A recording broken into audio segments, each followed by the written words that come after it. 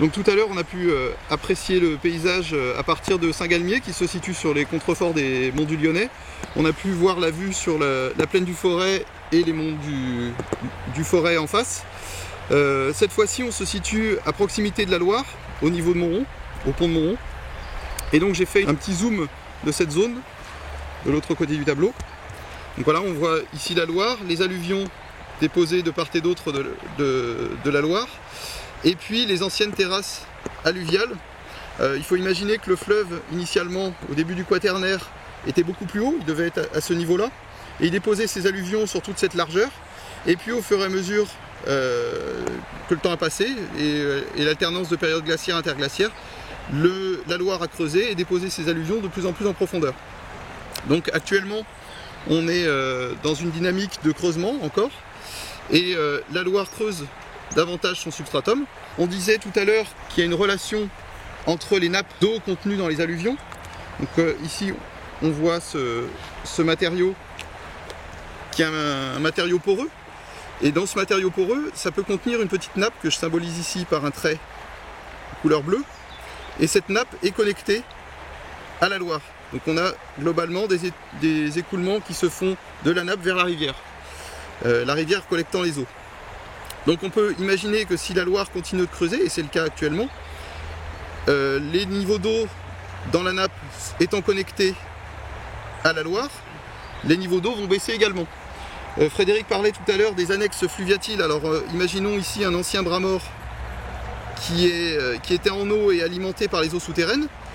Si la Loire baisse, tous les niveaux baissent, et ce bras mort qui est une annexe fluviatile, qui sert par exemple de frayère au brochet, ou qui est un réservoir important de biodiversité, ces milieux, du fait de l'abaissement des niveaux d'eau, est menacée. Cette ressource en eau, elle est rechargée par les précipitations, les pluies qui vont s'infiltrer à travers la zone non saturée pour atteindre la nappe.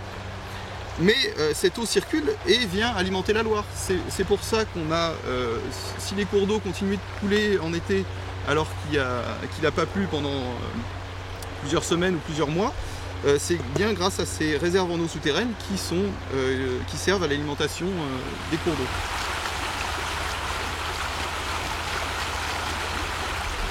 Alors ces niveaux supérieurs contiennent également de l'eau.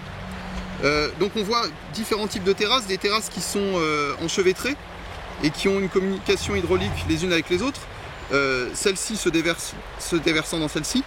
Et on a aussi des nappes, des terrasses qui sont déconnectées. Là on voit que l'altitude entre ces deux terrasses est plus importante. Et on a ici un suintement des eaux qui viennent s'écouler et se réinfiltrer dans les alluvions récentes de la Loire. Donc on a des configurations hydrogéologiques un petit peu différentes. Ce qui est à l'œuvre actuellement, l'incision de la Loire, c'est un phénomène qui est ancien et qui a donné lieu à ces paysages et ces différences d'altitude entre les terrasses anciennes.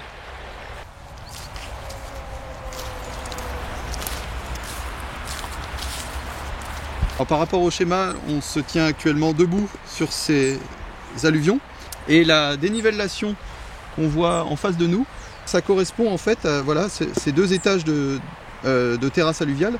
Donc on a ici, on le voit pas très bien, mais un affleurement des formations tertiaires à cet endroit-là. Et ce qui coiffe ces formations tertiaires, c'est la terrasse alluviale qui est au-dessus. Là, on a à peu près 5 mètres. L'épaisseur, là, sur plusieurs mètres, ce sont les formations tertiaires.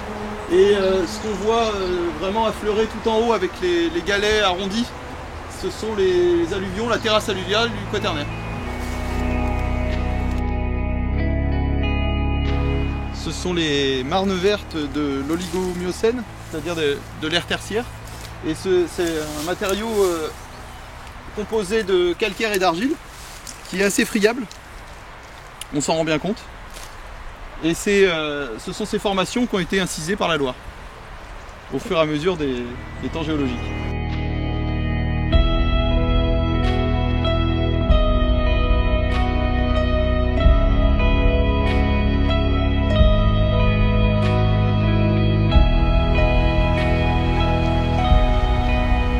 qu'on a ici, ce sont des échelles lignimétriques qui permettent d'apprécier le niveau de la Loire.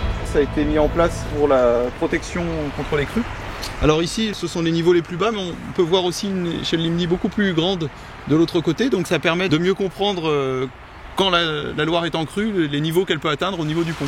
En période de crue, ici, c'est complètement submergé.